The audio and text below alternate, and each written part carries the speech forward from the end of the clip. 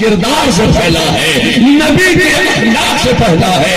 لوگوں تم اس نبی کے ماننے والے ہو، تم اس نبی کی امت ہو، تم اس نبی کے چاہنے والے ہو کہ جنہوں نے اپنے اخلاق اور اپنے کردار کی بنیاد پر لوگوں کو، دنیا کو اپنے قریب کیا تھا۔ تم اس نبی کے ماننے چاہنے والے ہو تو اپنا اخلاق اچھا بناؤ، اپنے کردار اچھے بناؤ، تاکہ تمہارے اخلاق اور تمہارے کردار کو دیکھ کر اغیار تمہارے قریب ہوتے چلے جائیں۔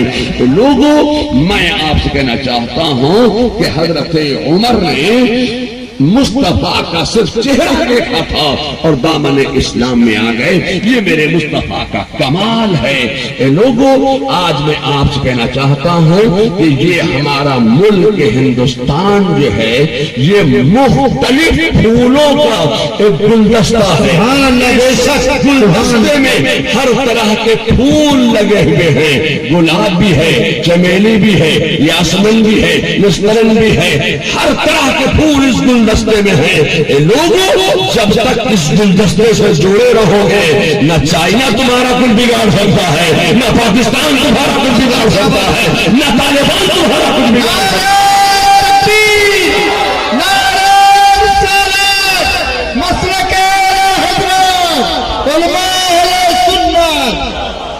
جب تک تم اس چمن سے جڑے رہو گے، یہ پھول دیکھیں آپ، یہ جڑے ہوئے ہیں تو سب کے گلے کا ہار بنے ہوئے ہیں، بس چمن سے ہٹ گئے، اپنے چمن سے چھوٹ گئے، اپنے چمن سے ہٹ گئے ہیں تو دیکھیے پتی پتی بن کر رونے جا رہے ہیں۔ اے لوگوں ایک رہو، نیک رہو، متحد رہو۔ جب تک تم متحد رہو گے، ہم جب متحد تھے تو ایران ہندوستان میں تھا، ہم جب متحد تھے تو پاکستان ہندوستان میں تھا، ہم جب متحد تھے تو بنگلہ دیش ہندوستان میں تھا، ہم جب متحد تھے تو افغانستان ہندوستان میں تھا۔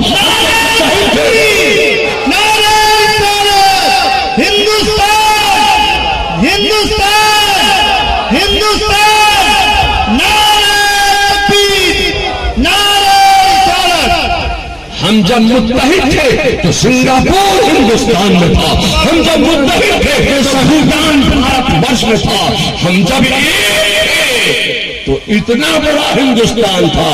ہمارا اتحاد ٹوٹتا چلا گیا، ایران الگ ہو گیا، ہمارا اتحاد ٹوٹا، افغانستان الگ ہوا، ہمارا اتحاد ٹوٹا، پاکستان الگ ہوا، ہمارا اتحاد ٹوٹا، بنگلہ دیش الگ ہوا، ہمارا اتحاد ٹوٹا، سنگاپور الگ ہوا، ہمارا اتحاد ٹوٹتا چلا گیا، ہندوستان کے ٹکڑے ہوتے چلے گئے۔ لوگوں میں آپ سے کہنا چاہتا ہوں اگر اس ملک ہندوستان کو، اب اگر آپ اس بھارت کو ایک گلدستے کی شکل میں دیکھنا چاہتے ہیں تو ساری قوموں کو مل کر اس ملک کی حفاظت کے لیے متحد ہونا ہوگا۔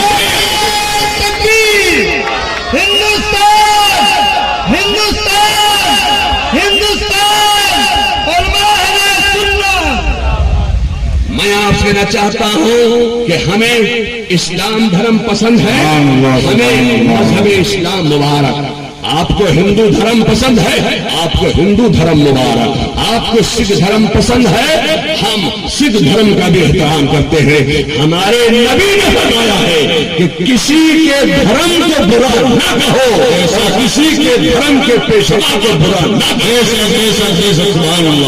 ہمارے نبی نے فرمایا ہے کہ وطن کی محبت تم رہتے ہو، وطن ہے، وطن کی محبت نصف ایمان ہے، وطن کی محبت آدھا ایمان ہے۔ بے شک سبحان اللہ۔ لوگوں میں آپ سے کہنا چاہتا ہوں کہ جہاں تم رہتے ہو اس وطن سے، اس زمین سے محبت کرنے کا پیغام ہمارا اسلام، ہمیں ہمارا مذہب، ہمیں ہمارا نبی دیتے۔ بے شک بے شک۔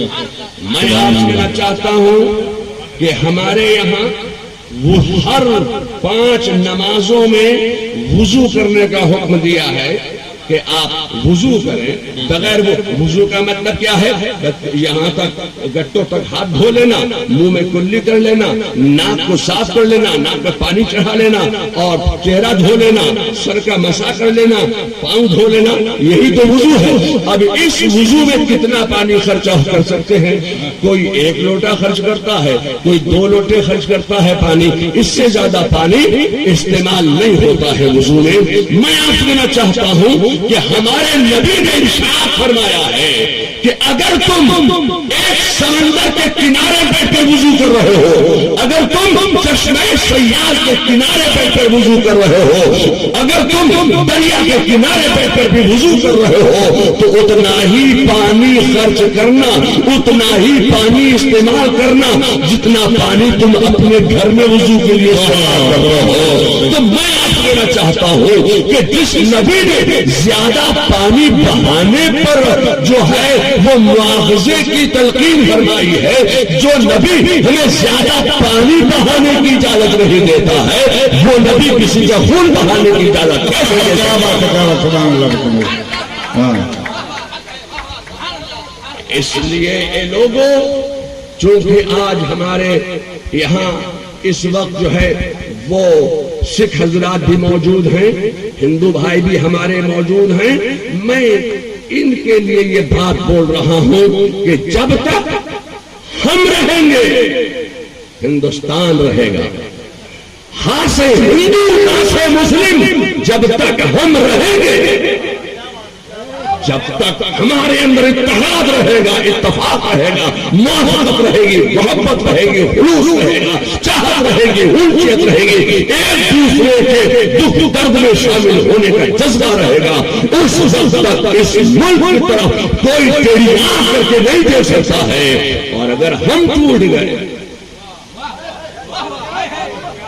ہندو الگ ہو گئے، مسلمان الگ ہو گئے، تو ہاں سے ہندو ماں سے مسلم، اگر مسلم اور ہندو الگ ہو گئے تو ہاہاکار رہ جائے گی، ملک نہیں بچ پائے گا۔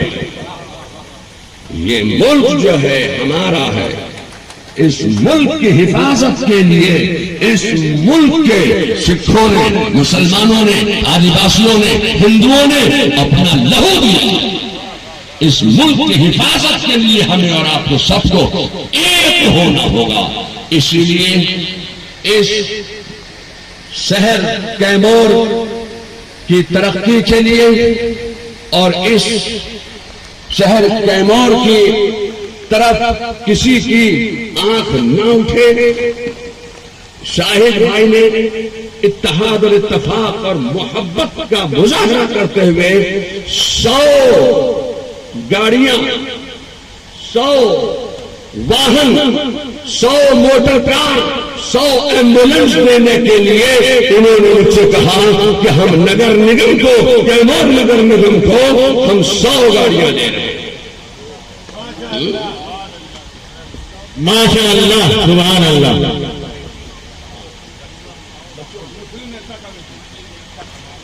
ایک کمیٹی ہے یہاں مسلم ایکتا کمیٹی، اس مسلم ایکتا کمیٹی کو انہوں نے 100 واہن دینے کا اعلان کیا، اور یہ صرف مسلمانوں کے لیے نہیں ہے کہ ان واہنوں سے صرف مسلمانوں کو فائدہ ہوگا، اس شہر کے جتنے باسی ہیں، جتنے اہالیان کیمور ہیں، اس میں ہندو بھی ہیں، دلت بھی ہیں، مسلمان بھی ہیں، سکھ بھی ہیں، عیسائی بھی ہیں، سب کے لیے یہ گاڑیاں انہوں نے وقف کر دی اپنی طرف سے مسلم ایکتا کمیٹی کو دی، اور انہوں نے اپنے والد اور اپنی اہلیہ، اپنی بیوی، اپنے والد اور اپنی ماں کہ ایصال ثواب کے لیے یہ گاڑیاں دینے کا اعلان کیا ہے۔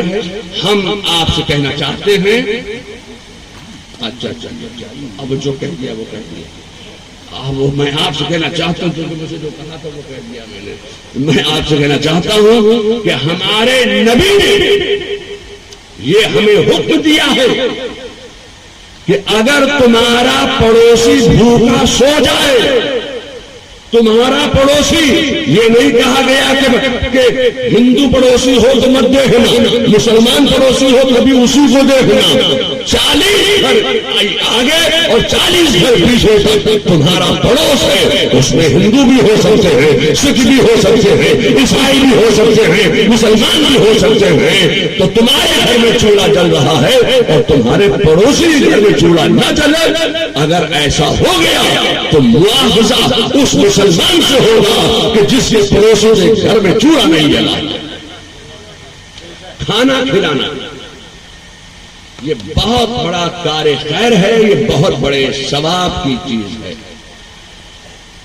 یہ گرو نانک جی جو ہیں یہ بغداد بھی گئے، ہمارے سکھ بھائی بیٹھے ہوئے ہیں، گرو نانک جی بغداد بھی گئے، وہ غوث اعظم کے غوث پاک کے بہت ماننے چاہنے والے بھی تھے۔ تو میں آپ کو مالدار ہونے کا ایک طریقہ بتا دوں، یہ غربت کیسے ختم ہوگی۔ آج غربت جو ہے لوگوں کے پیچھے لگی ہوئی ہے، نوکریاں نہیں ہے، تجارت نہیں ہے، مال نہیں ہے، تو بہت غربت ہو گئی ہے۔ تو غربت دور ہونے کا طریقہ سن لیجئے، غربت دور ہونے کا طریقہ کیا ہے۔ غوث اعظم شیخ عبد القادر جیلانی کوئی بہت بڑے پیسے والے نہیں تھے، ان کے دل میں ایک خیال تھا کہ میں رسول اللہ کی امت کو، امت رسول کو، امت نبی کو کھانے کھلاؤں۔ اے لوگوں، آپ یہ نہ سمجھیں کہ سکھ، عیسائی، ہندو یہ امت رسول میں نہیں ہے، یہ بھی ہمارے نبی کی امت میں ہے، بس فرق اتنا ہے کہ یہ امت دعوت ہے اور ہم امت اجابت۔ یہ جتنے بھی دنیا میں لوگ ہیں ان سب کو امت کہا جائے گا، یہ سب امت ہے، ہم امت اجابت ہے، یہ امت دعوت ہے۔ تو مالدار ہونے کا طریقہ سنو کہ مالدار کیسے بنا جائے گا۔ غوث اعظم شیخ عبد القادر جیلانی کے دل میں خیال ہوتا تھا کہ میں امت رسول کو کھانا کھلاؤں۔ مال نہیں تھا، پیسہ نہیں تھا، یہ دولت کہاں سے آئے گی، یہ ہزاروں آدمیوں کو کھانا کہاں سے کھلایا جائے گا۔ وہ چاہتے تھے کہ میں روزانہ کھانا کھلاؤں، جو بھی امت مصطفیٰ ہے سب کو میں کھانے کھلاؤں۔ مال تھا نہیں، تو انہوں نے سوچا کہ دل میں کہ روزانہ تو میں کھلا نہیں سکتا، کم سے کم مہینے میں ایک مرتبہ تو میں رسول اللہ کی امت کو کھانا کھلا دوں۔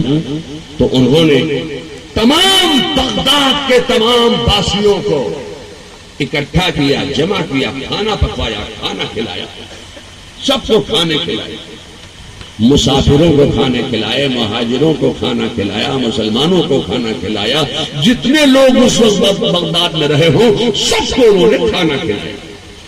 اور کھانا کھلانے کے بعد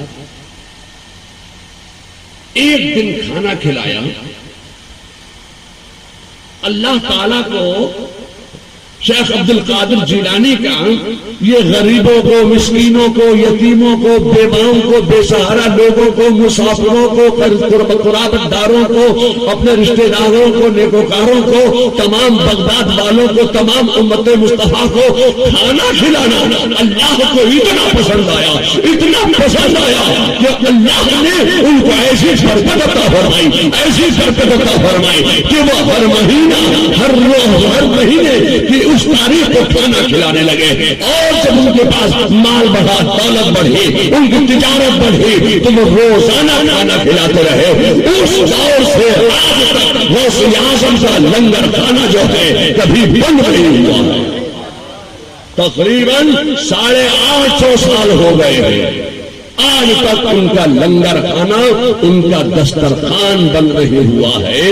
غریبوں کو، مسکینوں کو، یتیموں کو، بیواؤں کو، بے سہارا لوگوں کو، مسافروں کو، طلباء کو، علماء کو، اپنے رشتہ داروں کو، اپنے کنبے داروں کو، اپنے عزیز داروں کو کھانے کھلانا اللہ کو بہت پسند ہے۔ آپ دیکھیں یہ سکھ بھائیوں میں دیکھیے، آپ یہ لنگر چلاتے ہیں، کھانے کھلاتے ہیں، تو ہندوستان میں ان سے بڑا کوئی تاجر ہے؟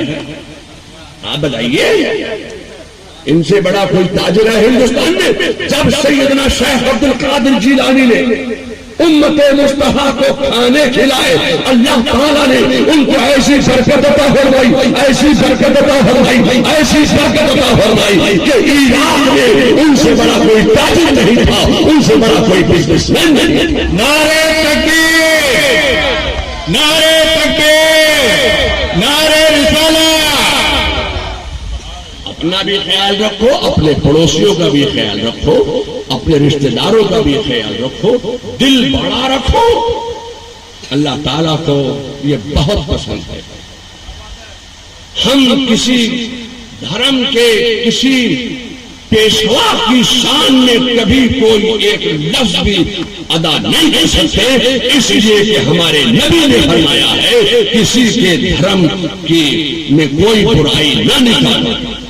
جب ہم کسی کے دھرم میں، کسی کے مذہب میں، کسی کے گرو، کسی کے پیشوا کی شان میں گستاخی نہیں کرتے ہیں تو ہم بھی یہ چاہتے ہیں کہ ہمارے دھرم کے پیشواؤں کی شان میں بھی کوئی گستاخی نہ کرے۔ اگر ہم اور آپ ایک رہیں گے تو جو لوگ متعصب ہیں ان کو اس طرح کی باتیں کرنے کا موقع نہیں ملے گا۔ ایک بنو، نیک بنو، آپس میں محبت رکھو، اتحاد اور اتفاق رکھو، موافقت اور محبت اور خلوص پیدا کرو۔ اللہ تعالیٰ ہمیں اور آپ سب کو ایک بنائے اور نیک بنائے۔ وقت کم ہے اس لیے میں اپنی تقریر کو یہیں پر ختم کرتا ہوں۔